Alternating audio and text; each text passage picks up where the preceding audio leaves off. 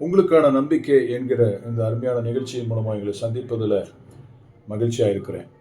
Bible நமக்கு நன்மையானவைகளை போதிக்கிறது.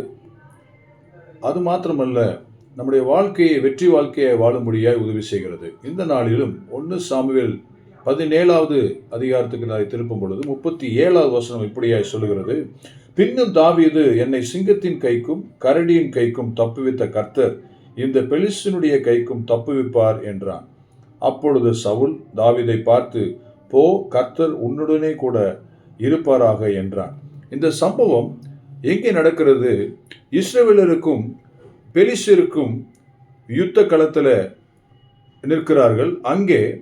இங்கே சவுலும் சவுலுடைய சேனைகளும் அந்த பெலிஸ்தனாகிய அந்த கோலியாத் அவனை பார்த்து விலகி ஓடுகிறார்கள்.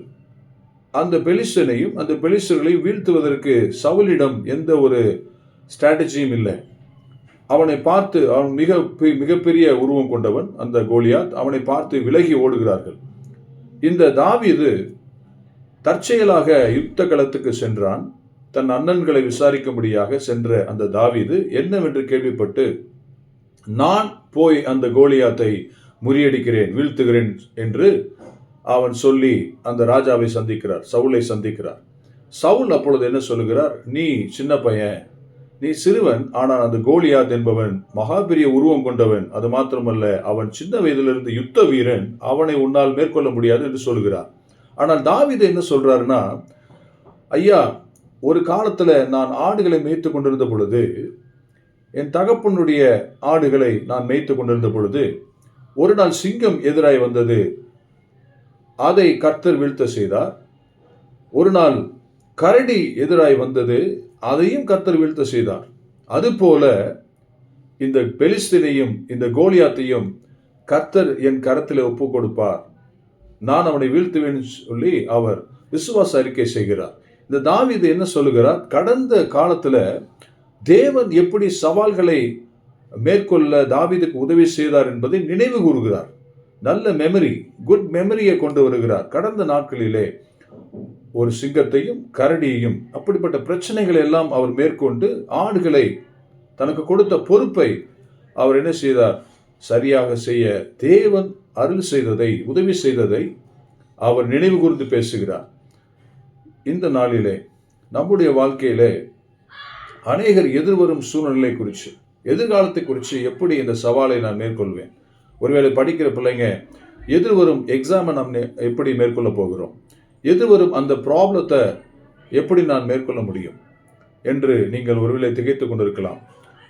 ஆண்டவர் சொல்லுகிறார், கடந்த நாட்களிலே உங்களுக்கு அப்படிப்பட்ட படிப்பின் காரியங்களிலே, படிப்பில் கஷ்டமான பகுதிகளை படிக்க உதவி செய்த ஆண்டவர் இனிவரும் காலங்களிலும் எதிர்காலத்திலும் நீங்கள் சவால்களை சந்திக்க, அவைகளை மேற்கொள்ள, அவைகளிலே ஜெயத்தை பெற தேவன் உங்களுக்கு அருள் செய்வார். நீங்கள் என்ன செய்ய வேண்டும்?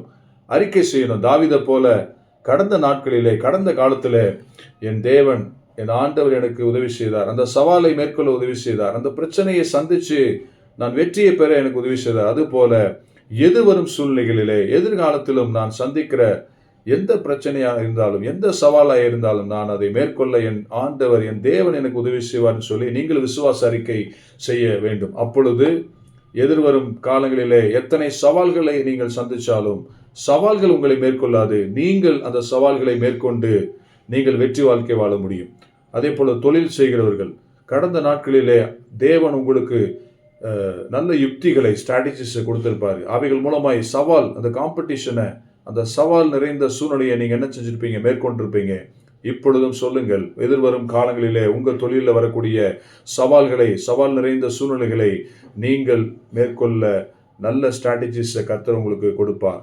வேலை ஸ்தலத்தில் வேலை செய்கிற ஒவ்வொருவருக்கும் கடந்த நாட்களிலே உங்களுக்கு கொடுத்த டாஸ்கை, உங்களுக்கு கொடுக்கப்பட்ட இந்த சேலஞ்சிங்கான டாஸ்கை நீங்கள் மேற்கொள்ள, நீங்கள் அதை முடிக்க ஆண்டவர் உதவி செஞ்சிருப்பார். அதை நினைத்து நீங்கள் அறிக்கை செய்யுங்க. எதிர்வரும் காலங்களிலே, எதிர்காலத்தில் எத்தனை டாஸ்க் இருந்தாலும், மவுண்டைன் டாஸ்காக இருந்தாலும், சவால் நிறைந்த ஒரு வேலையாக இருந்தாலும், அவைகளையும் நீங்கள் செய்து முடிக்க, அவைகளையும் நீங்கள் ஜெயத்தோடு செய்து முடிக்க கர்த்தர் உங்களுக்கு உதவி செய்வார்.